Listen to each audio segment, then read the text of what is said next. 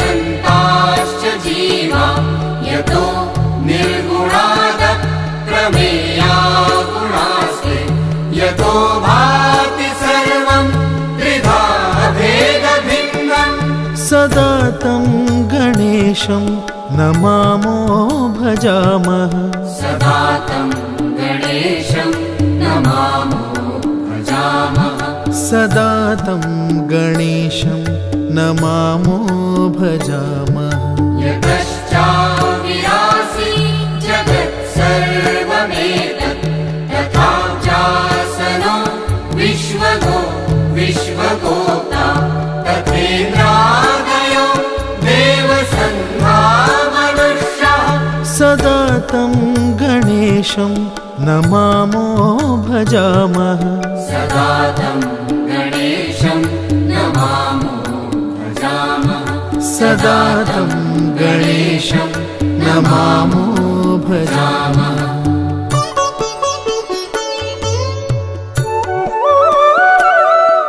यतो वह्निभानो भवो भूर्जलञ्च यतः सागराश्चन्द्रमा व्योमवायुः यतः स्थावरा जङ्गमा वृक्षसङ्घः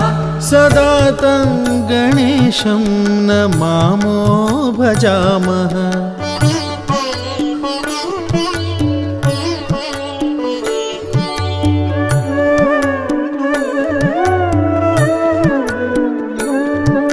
यतो दानवः किन्नरा यक्षसङ्घा यतश्चारणा वारणा श्वापदाश्च यतः पक्षिकीटा यतो वीरुधश्च सदा तं गणेशं नमामो भजामः सदा तं गणेशं नमामो भजामः सदा तं गणेशं नमामो भजामः यतो बुद्धिरज्ञाननाशो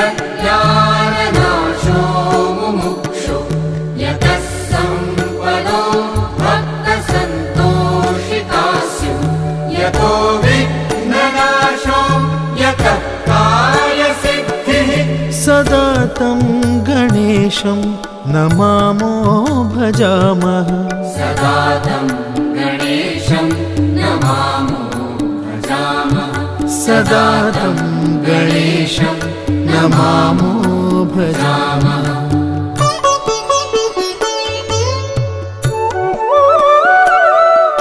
यतः पुत्रसम्पत् यतो वाञ्छितार्थो यतो भक्तविघ्नास्तथानेकरूपः यतः शोकमोहो यतः काम एव सदा तं गणेशं नमामो भजामः सदा तं गणेशं नमामो भजामः सदा तं गणेशं नमामो भजामः यतोऽनन्तशक्तिः सशेषो बभूव धराहारणे वेकरूपे च शक्तः यतोऽनेकधा स्वर्गलोकाभिराना सदा तं गणेशं नमामो भजामः सदा तं गणेशं नमामो भजामः सदा तं गणेशं